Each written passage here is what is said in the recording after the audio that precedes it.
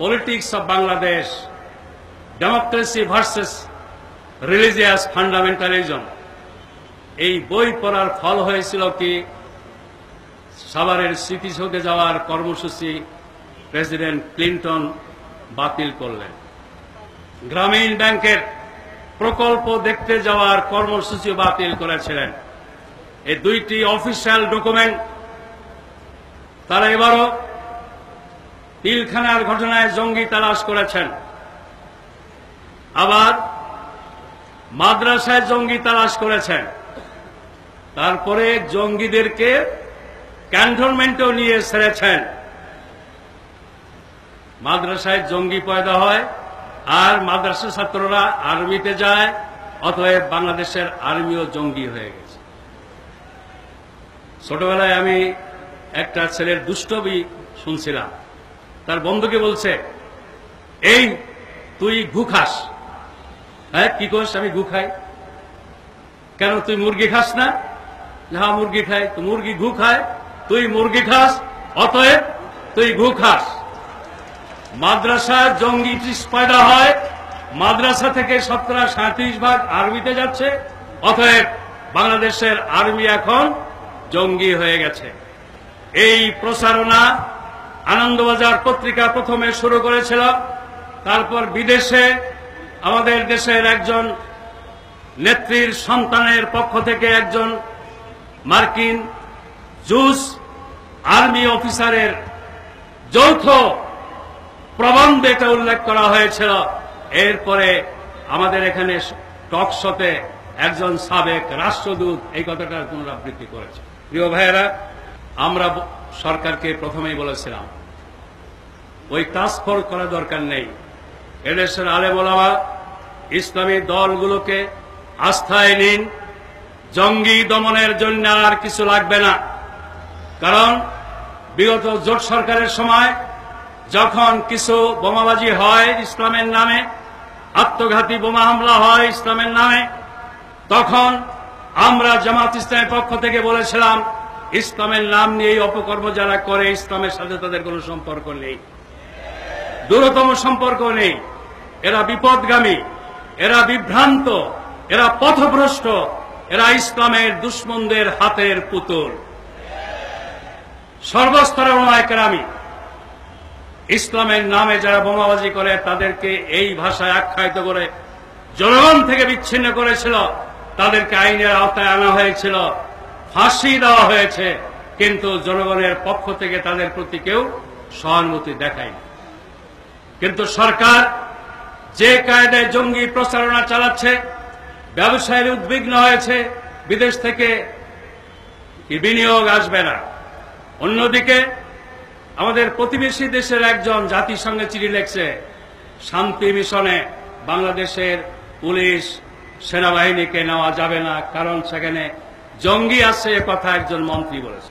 তারা শিক্ষানীতির ব্যাপারে যেটা নিয়ে আসছে, আমি মাননীয় প্রধানমন্ত্রীকে বিবেক দিয়ে দেখার জন্য অনুরোধ করতে চাই। কুদরতি খোদার শিক্ষা ব্যবস্থায় যে সেকুলার শিক্ষানীতি সাজেস্ট করা হয়েছিল, তার মরহুম পিতা বাংলাদেশের স্থপতি সেটা বাস্তবায়নযোগ্য মনে করেন নাই। 96তে আবার তারা এটা এনেছিলেন, তখনও এদেশের কিছু শিক্ষাবিদ বুদ্ধিজীবীদের পরামর্শকে সামনে রেখে তারা এটা বাস্তবায়ন স্থগিত রেখেছিলেন। এবার সংসদে একটু সংখ্যাগরিষ্ঠতা ভারী দেখে আর বাম রাজনীতির সাথে সংশ্লিষ্ট কিছু ব্যক্তিদেরকে গুরুত্বপূর্ণ মন্ত্রণালয়ে দিয়ে মাননীয় প্রধানমন্ত্রী তার পিতার পক্ষ থেকে যেই রিপোর্টকে গ্রহণ করা হয়নি, সেই রিপোর্টকে যদি গ্রহণ করেন তাহলে তিনি মারাত্মক ভুল করবেন। তার একজন শুভাকাঙ্ক্ষী হিসেবে আমরা বলতে চাই, তার পিতার আদর্শ অনুসরণ করুন। মাদ্রাসা তখনও বন্ধ করার পায়তারা হয়েছিল।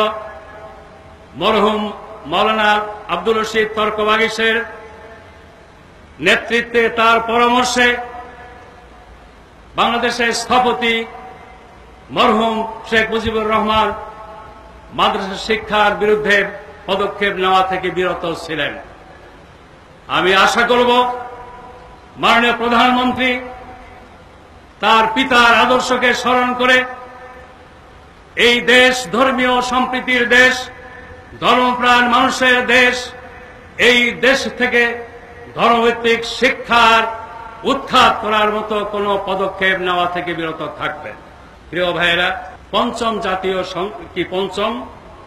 সংশোধনী ব্যাপারে আমি কিছু বলতে চাই না। এই জন্যে মাননীয় উচ্চতর আদালত আপিল মঞ্জুর করার আশ্বাস দিয়েছেন। কয়েকজন আইনজীবী আপিল করতে যাচ্ছেন। আপিলের আশ্বাস পাওয়ার কারণে বিষয়টি সাবজুডিস।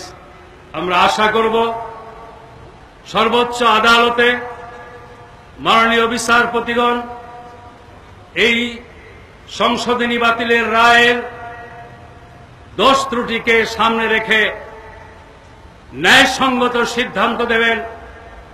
এই রায়ের ফলে সাংবিধানিক শূন্যতা সৃষ্টির যে আশঙ্কা আছে, যে শূন্যতার কারণে গণতন্ত্র বিপন্ন হওয়ার আশঙ্কা আছে, দেশে একটা নৈরাজ্যকর পরিস্থিতির আশঙ্কা, সেটাকে সামনে রেখে তারা সঠিক সিদ্ধান্ত দেবেন।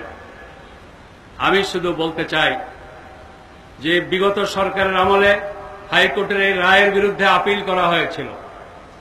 সরকারের ধারাবাহিকতার দাবি ছিল বর্তমান সরকারও এই